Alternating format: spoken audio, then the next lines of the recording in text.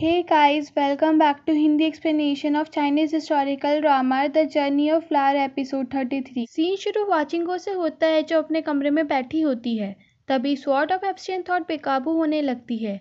वाचिंगो को लगता है कि बाइजुआ किसी परेशानी में है तो वो तुरंत उसके पास जाकर देखती है तो बाइजुआ उसके जहर के असर से बेकाबू हो जाता है और अपने आपे में नहीं रहता।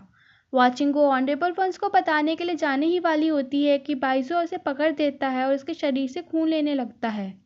तभी वहाँ ली मैंग आ जाता है जिसे लगता है वाचिंगो ने अपने टीचर को सिड्यूस किया है। वाचिंगो उसे फ्रीज कर देती है और बात को समझाने की कोशिश करती है, लेकिन वो सबको जाकर बताने की धमकी देता है। तब वाचिंगो उसे बेहोश कर देती है। वो भागते भागते डोंगफांग के पास जाती है, लेकिन डोंगफांग वहाँ से जा चुका था। जब उसे कुछ समझ में नहीं आता तब वो बाइजुआ से किया हुआ वादा तोड़कर सीटी बजाती है और साचिनमो को बुला देती है। साचिनमो के आने पर वो उसे अब्जॉर्ब द सोल मेथड सिखाने को बोलती है। उसके बाद वो ली मैंग के पास आकर उस मेथड का इस्तेमाल करती है और उसके दिमाग से हादसे वाली सारी यादें मिटा देती है। फिर वो बाइजुआ के पास आकर उसकी भी सारी यादें मिटा देती है। जब बाइजुआ होश में आता है तो उसे कुछ याद नहीं रहता। वो ली मैंग को तुरंत वाचिंगो को बुलाने के लिए बोलता है। दूसरी तरफ वाचिंगो आफत टलने के बाद अकेले बैठी होती है। टंगबो उसके पास आके बताती है कि आज सीई ने मेरे लिए अपनी फीलिंग्स कन्फेस की है और बोला है कि वो हमेशा उसका साथ देगा। वाचिंगो कहती है कि वो उनके लिए बहुत खुश है। तभी वहाँ ली मैंग आकर उसे बुलाता है। वाचिंगो चेक करने के लिए उसे पूछती है कि क्या आपने आज मुझे कहीं देखा था। वो बोलता है नहीं तो वो तो पूरा दिन भर हॉल ऑफ इमोशनलेस में पहरा दे रहा था। फिर बाइजुआ वाचिंगो से पूछता है क्या तुम आज यहाँ आई थी। वो बोलती है नहीं, पहले मैं यहाँ आना तो चाहती थी लेकिन फिर सीनियर ब्रदर ली मैंग ने मुझे रोक दिया। बाइजुआ बहुत सोचकर उसकी बातों पर विश्वास कर लेता है और बोलता है मैंने तुम्हारे लिए कुछ किताबें तैयार की है जो तुम आने वाले सालों में पढ़ोगी। वो उसे बताता है कि वो कुछ दिनों में चांगली छोड़कर चले जाएगा और अब जो उसकी किस्मत में लिखा होगा वो उसे स्वीकार कर लेगा। फिर वो बोलता है तुम्हें मेरे साथ रहते हुए 4 साल हो गए हैं, अब तुम्हारी कल्टीवेशन भी स्ट्रांग हो गई है तो तुम्हें माउंट जू वापस जाकर सन क्विंग जू के लिए जू माउंटेन का नाम रोशन करना चाहिए। वाचिंगो उसे छोड़कर जाने को मना कर देती है, लेकिन जब बाइजू अपने फैसले पर अड़ा होता है तब वो बोलती है मुझे यहाँ बस 3 दिन और रुकने दीजिए, 3 दिन बाद मेरा जन्मदिन है, उसके बाद मैं यहाँ से चली जाऊंगी। बाइजुआ मान जाता है। जाने से पहले सारे डिसाइपल ह्वाचिंगो को फेयरवेल पार्टी देना चाहते थे, लेकिन ह्वाचिंगो का उसमें मन नहीं लगता। श्रूफोंग ये बात नोटिस करता है और ह्वाचिंगो के पास आके पूछता है कि आखिर चल क्या रहा है। जब से ऑनरेबल सुपीरियर और वो वापस आए हैं तब से दोनों ही यहाँ वहाँ छिप रहे हैं। पहले ऑनरेबल सुपीरियर आते ही ध्यान मग्न हो गए, फिर उसके बाद उसे हॉल ऑफ इमोशनलेस से निकाल दिया गया और उसके बाद उसके हाथ में चोट लगी और बाद में वो डॉक्टर के पास जाके खून बढ़ाने वाली दवाइयाँ लेती हैं। वो बोलता है कि अगर तुमने मुझे सच्चाई नहीं बताई तो मैं सबको जाकर ये बातें बता दूंगा। वाचिंगो बोलती है जब से मैं तुमसे मिली हूँ पहली बार तुम्हें इतना बोलता हुआ सुन रही हूँ।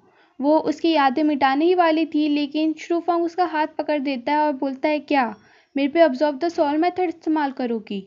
वाचिंगो उसे फिर सारी सच्चाई बताती है। श्रूफोंग बोलता है वो भी उसकी मदद करेगा क्योंकि ऑनरेबल सुपीरियर की जान पूरी दुनिया के लिए बहुत कीमती है। वाचिंगो 3 दिन बाइजुआ के साथ हॉल ऑफ इमोशनलेस में रहकर उसकी सेवा करती है और पूरे हॉल ऑफ इमोशनलेस की सफाई करती है। वो अपने जन्मदिन वाले दिन अलग अलग प्रकार की डिशेस बनाती है और बाइजुआ को सर्व करती है। बाइजुआ बोलता है इस साल मैं आखिरी बार तुम्हारे साथ तुम्हारा बर्थडे सेलिब्रेट कर पाऊंगा, आगे से तुम्हें अपना ख्याल खुद ही रखना होगा। फिर वाचिंगो उसके लिए फ्लो ऑफ लाइट वाली सितार में एक धुन बजाती है। बाइजुआ को धीरे धीरे नींद आने लगती है क्योंकि वाचिंगो ने खाने में नींद की दवाई मिलाई थी।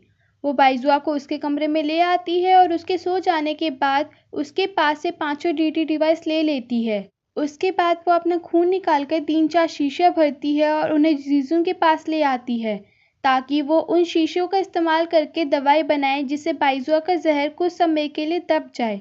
जीजुन कहती है लेकिन वो ऐसा क्यों करे। वाचिंगो बोलती है क्योंकि उसने पॉइजन को क्योर करने का तरीका ढूंढ दिया है, इसलिए वो चाहती है कि उसके वापस आने तक जीजुन बाइजुआ का ध्यान रखे। वहाँ से वापस आने के बाद वो चैंगलियो छोड़कर जाने लगती है। तभी वहाँ शूफोंग आ जाता है। वाचिंगो उससे बोलती है ये बहुत खतरनाक काम है, मैं तुम्हें इसमें नहीं घसीटना चाहती। शूफोंग बोलता है या तो मैं तुम्हारे साथ आऊँगा या फिर मैं वापस जाके ऑनरेबल वंश को सब कुछ बता दूंगा। वाचिंगो को मानकर उसे अपने साथ ले जाना ही पड़ता है। जीजुन हॉल ऑफ इमोशनलेस में दवाई बनाकर आ जाती है। जब शैंग उसे पूछता है कि वो कहाँ जा रही है, तब वो उसके पैर पड़ जाती है और बोलती है, वाचिंगो के वापस आने तक मुझे बाइजुआ का ध्यान रखने दो। शैंग उसे उठाकर बोलता है, कौन सा तरीका मिला है वाचिंगो को जहर ठीक करने का। जीजुन कहती है वो तो उसे नहीं पता, लेकिन उसकी दवाई बाइजुआ का दर्द कम कर सकती है। शैंग बोलता है ये दोनों एक से बढ़कर एक जिद्दी होते जा रहे हैं, पता नहीं इस बार वाचिंगो क्या कर बैठे। फिर वो जीजुन को बाइजुआ के पास ले जाता है। बाइजुआ के होश पे आने के बाद वो वाचिंगो के बारे में पूछता है।